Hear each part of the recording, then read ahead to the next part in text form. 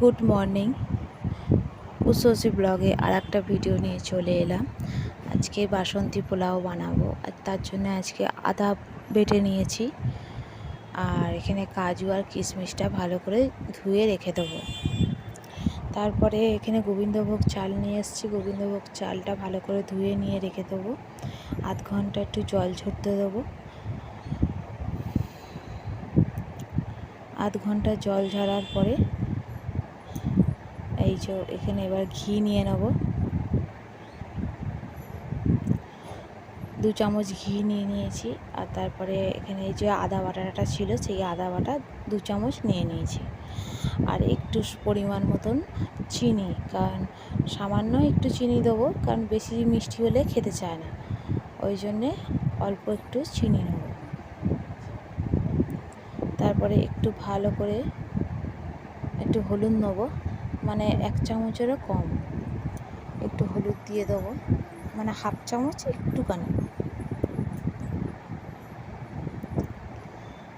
তারপরে ভালো করে এটাকে মিশিয়ে নেব।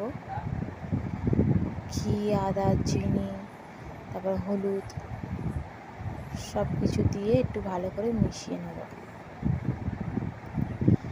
হ্যাঁ, তারপরে একটু পরিমাণ মতন নুনটাও দিয়ে দেবো, ওইটার ভিডিও করা হয়নি।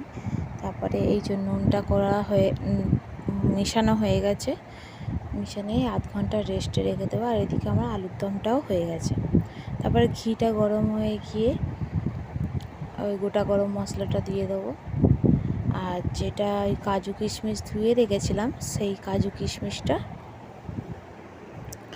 এখানে হালকা করে ভেজে নেব মিডিয়াম আছে, কারণ বেশি জোরে দিলে ওটা চুঁয়ে যাবে কাজু বাদামটা। তারপরে চালটা দিয়ে দেবো। চালটা দেওয়ার পরে 2 মিনিটের মতন নাড়াচাড়া করব এদিক ওদিক করে। আর এখানে জলটা মেপে রেখেছি, কারণ 2 বাটি আমি চাল নিয়েছি, তা আমি 4 বাটি জলটা মেপে রেখেছি, কারণ এর হচ্ছে মেন জলটা যদি বেশি হয়ে যায় তাহলে ঝুড়ো ঝুড়ো হবে না। তারপরে এই জলটা দিয়ে দেবো। জলটা দিয়ে একটু ভালো করে নেড়ে নেব।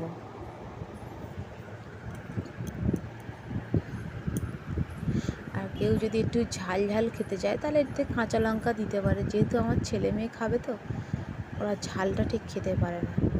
তারপরে 20 মিনিট এটা মাঝারি আঁচে 20 মিনিট রেখে দেবো।